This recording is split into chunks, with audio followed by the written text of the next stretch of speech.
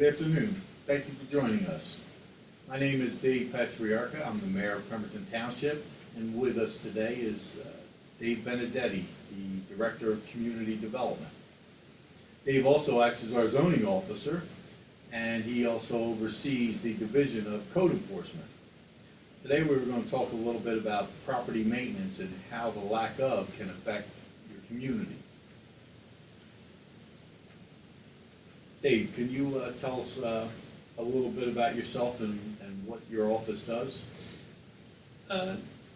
I'm Director of Community Development. I have a master's degree in planning, and I've worked in municipal government as either a planner or as a community development director for the past 30 years. And your office does not just do planning, but other functions, correct? Correct. My office does planning, zoning, code enforcement, rental registration, vacant property registration, and the construction code enforcement, otherwise known as the UCC code in New Jersey.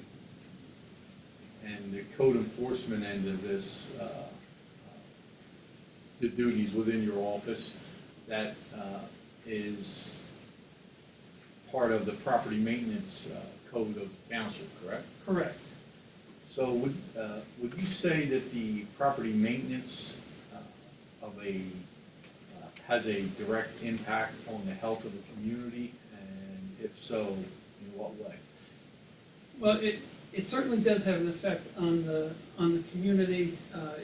If a resident doesn't maintain their property, take the trash out, keep the grass cut, it can cause problems with rodents, rats, mice, and whatnot. And it also, if they don't take the trash out or take it out properly, that can also attract those rodents as well. You know, even rats, sometimes other more wild animals such as raccoons. So I know your office receives complaints on a regular basis from various residents throughout the town, and I receive them in my office also as a mayor. So I also see the impact being the neighbors themselves getting upset over that one property in the neighborhood that is not maintained, and that also would affect the health of the community, because now you have neighbors disputing against each other because of property maintenance. Sure, it can affect the health of the community in multiple ways. It can affect the community's health from a literal health standpoint.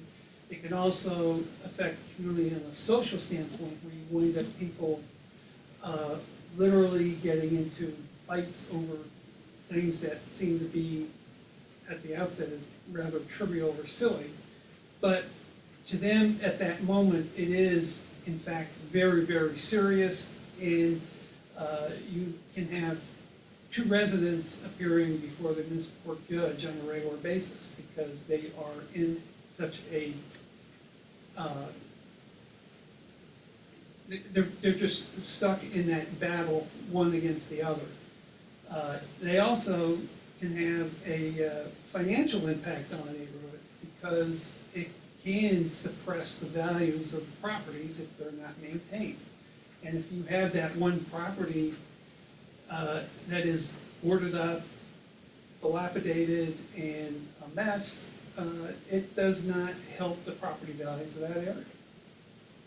So currently we have 3 full-time positions here in the township for code enforcement officers, and our construction official also acts as a code enforcement officer on a part-time basis, which is more enforcement abilities than we've ever had here in Pemberton Township.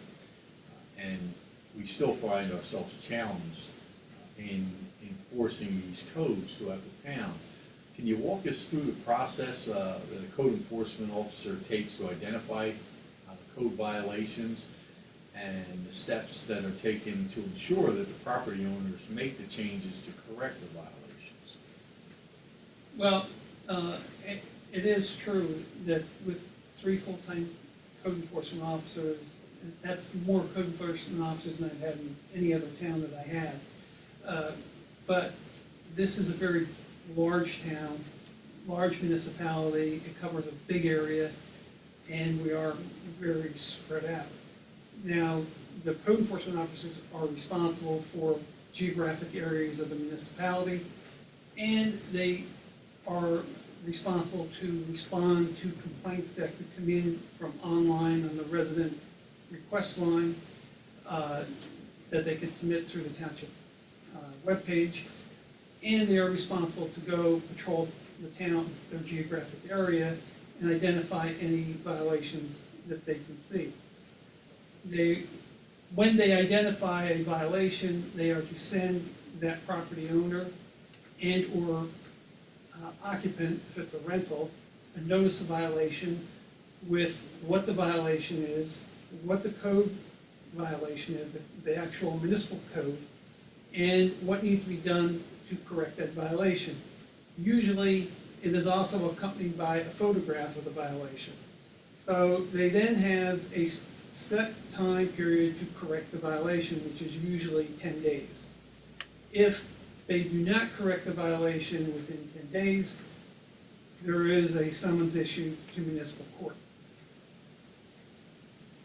And the individual, the violator, would then have to come to court and, of course, plead their case to the judge, and if found guilty, then they would receive fines, correct? Correct. And does that then mean they don't have to maintain that property because they've got a fine, or does? Oh, it does not. It does not. I mean, if you have been issued a notice of violation for example, if you received a notice of violation for not cutting your grass, and so later you get that notice of violation in, say, May, and later in the summer, say July or August, you haven't cut your grass again.